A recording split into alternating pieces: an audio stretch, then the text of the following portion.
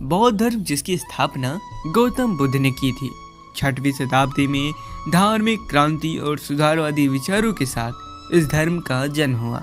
जैन धर्म की तरह ही या हिंदू धर्म यानी वैदिक धर्म से जन्म लिया।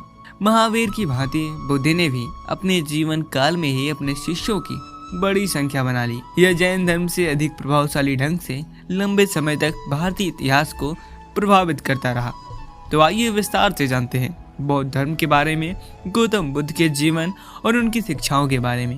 नमस्कार दोस्तों, मैं ऋषभ ओझा और आप सभी का स्वागत है हिस्टोरिकल हिंदी यूट्यूब चैनल में। गौतम बुद्ध का जन्म 1563 ईसा पूर्व नेपाल के तराई में स्थित कपिलवस्तु के निकट लुम्बिनी नामक गांव में एक क्षत्रिय कुल में हुआ था। उनके पिता थे सुधोधन, जो शाक के गढ़ के मुखिया थे। उनकी माता माया थी, जो कौशल राजवंश की थी। बचपन से एकांत प्रिय, चिंतनशील और कोमल स्वभाव के गौतम बुद्ध थे। संसार के दुखों को देखकर उनका हृदय दया से भर जाता था। वह हमेशा एकांत बैठकर साधना करते रहते थे और दुखों का उपाय सोचते रहते थे। उन्हें इस प्रकार से दुखी और सांसारिक जीवन से उदास देखकर उनके पिता ने सोचा कि इनका विवाह करा दिया जाए। मात्र 16 वर्ष की आयु में उनका विवाह करा दिया गया। यशोधरा से इन्हें एक पुत्र प्राप्त हुआ जिसका नाम राहुल था। परंतु सिद्धार्थ सांसारिक बंधनों से बंधने के बाद भी उनका मन हमेशा विचलित रहता, जिसके कारण वह घर को छोड़ दिए। बहुत दिनों तक ज्ञान की खोज में इधर उधर भटकते रहे। वह कई ज्ञानी विद्वानों, पंडितों और साधु सन्यासियों से सवाल जवाब करते रहते थे। जब उनके सवालों का संतुष्ट जवाब नहीं मिला तब वो कठोर साधना और तप का मार्ग अपना लिए। गया के पास निरंजना नदी के किनारे उरुवेला गांव में उन्होंने 5 साथियों के साथ कठोर तपस्या की।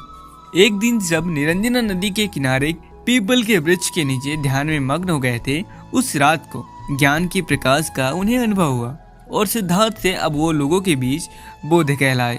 जिस पेड़ के नीचे उन्हें ज्ञान का अनुभव हुआ था, उस पेड़ को लोग बोधि वृक्ष कहते हैं। बुद्ध ज्ञान प्राप्ति के बाद संसार के दुखी जीवों को अपने उपदेश से उनका निवारण और मुक्ति का मार्ग दिखाने का संकल्प लिया।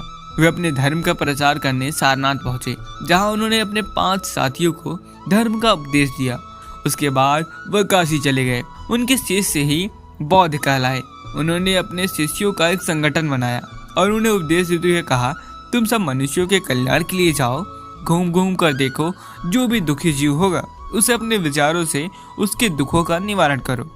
बुद्ध ने अपने पूरी जीवन में दुनिया में टहलते रहे और लोगों को ज्ञान का उपदेश देते रहे। उन्होंने अपने शिष्यों की बहुत बड़ी संख्या बना ली थी। भारतवर्ष में जैन धर्म से भी ज्यादा बौद्ध धर्म फैला।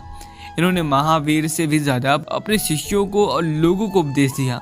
गौतम बुद्ध ने अपने विचारों से कई राजा महाराजाओं को बौद्ध धर्म में शामिल कर लिया और इन्हीं राजाओं की वजह से लंबे समय तक अपने धर्म को फैलाया और काफी लंबे समय तक अपने धर्म को भी बचाया। 1483 ईसा पूर्व में 80 वर्ष की आयु में कुशीनगर में गौतम बुद्ध की मृत्यु हो गई, जिसके बाद उनके शिष्यों ने उनके विचार और उद्देश्यों को लोगों के बीच में उपदेश देना जारी रखा। बुद्ध की शिक्षाओं में कई ऐसे सवाल थे जिनके जवाब आप सभी को प्रभावित कर सकते हैं। तो आइए इन्हीं शिक्षाओं के बारे में भी जान लेते हैं। वो हमेशा संसार के दुखों के बारे में बात करते रहते थे, इसीलिए वो दुखों को 4 भागों में बांट दिए, जिसे 4 आर सत्य कहते हैं। आइए इन 4 आर सत्यों को भी जान लेते हैं। पहला, दुख। बुद्ध ने बताया समस्त संसार में दुख ही दुख है। जीवन दुखों तथा कष्टों से भरा पड़ा है, जिन्हें हम सुख समझते हैं। दरअसल वह लालच भरे इस जीव संसार के चक्कर में हम फंसे हैं। संसार में अनेक प्रकार के दुख पाए जाते हैं, जैसे निर्धनता, व्याधि, मृत्यु। ऐसे अनेक दुख हैं जो जीवन में भरे पड़े हैं। दूसरा, दुख समुदाय। बुद्ध ने बताया संतुष्ट, इच्छा जैसे को दुख का समुदाय माना जाता है।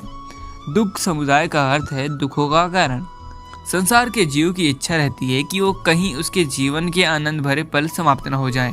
यह सोचकर संसार खुद को एक और दुख में डाल लेता है। उन्होंने बताया कि रूप, रस, गंध, स्पर्श शब्द से जब मनुष्य दिलचस्पी लगाता है तब वह दुख को जन्म देता है। तीसरा, दुख निरोध। बुद्ध ने रूप, दर्द, संज्ञा, संस्कार और विज्ञान की निरोध को ही दुख का निरोध माना है। उन्होंने बतलाया कि ईर्ष्या यानी जलन के विनाश से ही दुख का निवारण संभव है। तभी मनुष्य मुक्ति यानी छुटकारा पा सकता है अपने इस लालच भरे जीवन से। चौथा, दुख निरोध गामिनी प्रतिपादा।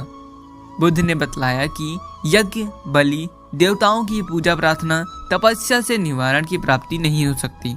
अनंत सुख की प्राप्ति के लिए उन्होंने बीच का मार्ग बताया। दुख के विनाश का अंत समाधि और प्रज्ञा से किया जा सकता है। अब यहाँ पर समाधि का अर्थ मन को शांत करके ध्यान में बैठना और प्रज्ञा का अर्थ ज्ञान प्राप्त करना। उन्होंने दुखों से मुक्ति पाने के लिए 8 रास्ते भी बताए, जिन्हें अष्टगिक मार्ग कहते हैं। पहला, सम्यक दृष्टि। बुद्ध ने बताया 4 आर्य सत्यों को अगर आप जान लेते हैं, उन्हें समझ लेते हैं, तो मनुष्य में सही और गलत को पहचानने की शक्ति प्राप्त हो जाती है। वह पाप और पुण्य, सदाचार और दुराचार में भेद करने की क्षमता वो समझ जाता है। दूसरा, सम्यक संकल्प। बुद्ध कहते हैं कि हिंसा से मुक्त विचार रखना दुखों से दूरी बनाता है। तीसरा, सम्यक वक्र। बुद्ध कहते हैं दुखों का निवारण में जो सबसे ज्यादा असरदार चीज है वह है सत्य, विनम्रता और मधुर बात करना। अगर आप हमेशा सत्य का साथ देंगे, हमेशा विनम्रता से रहेंगे और मधुर बातें बोलेंगे, तो आपके समीप दुख नहीं आ पाता। चौथा, सम्यक आजीव। बुद्ध कहते हैं अगर आप सदा नियमों का पालन करते हैं, एक आदर्श मनुष्य बनते हैं, तो आपका मन हमेशा खुश और शांत रहेगा। पांचवा, सम्यक कामरांत। बुद्ध कहते हैं कि मनुष्य को हमेशा दान, दया, सत्य, अहिंसा आदि जैसे मार्ग पर चलना चाहिए। इससे आपके मन को शांति मिलती है और आप हमेशा खुश रहते हैं। सम्यक व्यायाम। बुद्ध कहते हैं कि नैतिक, मानसिक, आध्यात्मिक उन्नति के लिए हमेशा हमें प्रयास करते रहना चाहिए। हमें कभी हार नहीं माननी चाहिए और हमें कर्म को हमेशा श्रेष्ठ देना चाहिए। सम्यक स्मृति। बुद्ध कहते हैं कि मनुष्य को अपने विषय में सभी प्रकार के मिथ्या विचारों को त्याग कर देना चाहिए। सच्ची धारणा को हमेशा मन में रखना चाहिए।